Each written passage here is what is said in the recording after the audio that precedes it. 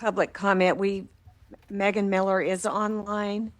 Megan, are you with us? Yes, can you hear me? Yes, we can hear you. Welcome. Thank you. I'm just one example of what really is going on with the children in Kansas. Just one example. This is hard to share, but important to understand. Today marks 290 days since I've seen my 5 children. This is not just one isolated struggle. It's a part of an 11-year journey through a family court system that has deeply failed us.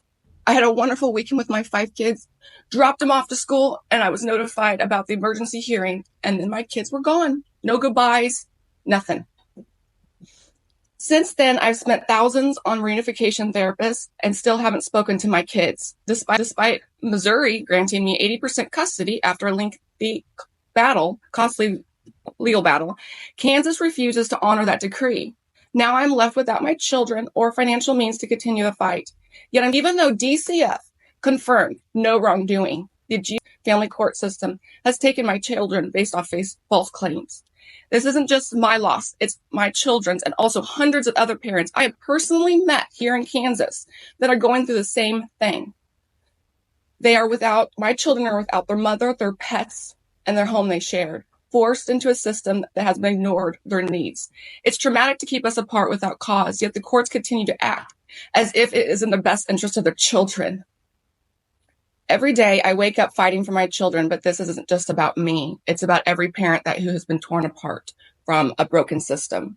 We deserve a system that values truth, one that honors and establishes custody agreements, prioritizes children's mental health, and respects the bond between a parent and a child. Today I'm asking the committee to bring accountability to reform the family court. Families like mine shouldn't have to endure years of hardship and heartache.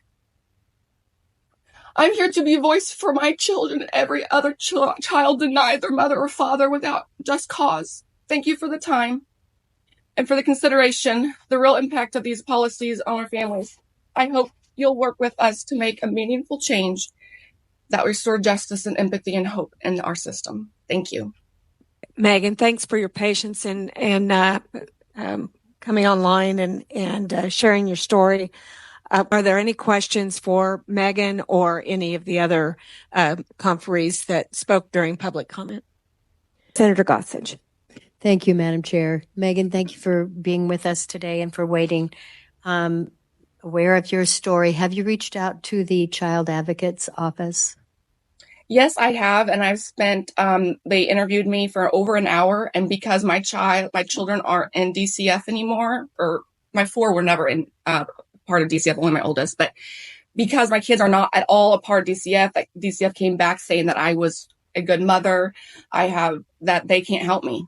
And they were at loss. They couldn't believe that I hadn't seen my kids for so long and that they're literally held away from me all because of and the family court system.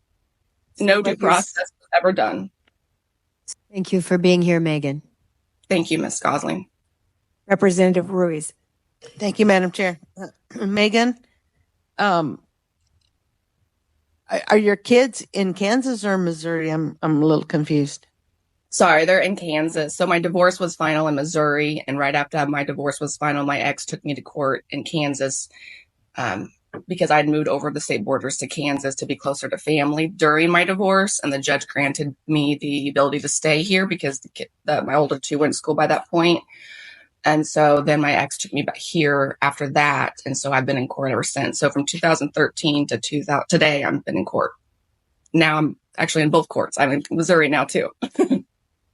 So in your testimony, you said the courts refused to acknowledge the Missouri decree.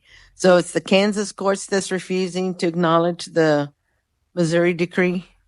Yes, and I have actually spoken to many people that have moved here from Mississippi, from Washington, that the family court won't even acknowledge the decrees. Yeah, it's not the first time I've heard this either. And what is the decree? 30-page long decree stating that we had 3.5 years of testimony, 6 days of court. That's why it costs $350,000 from me.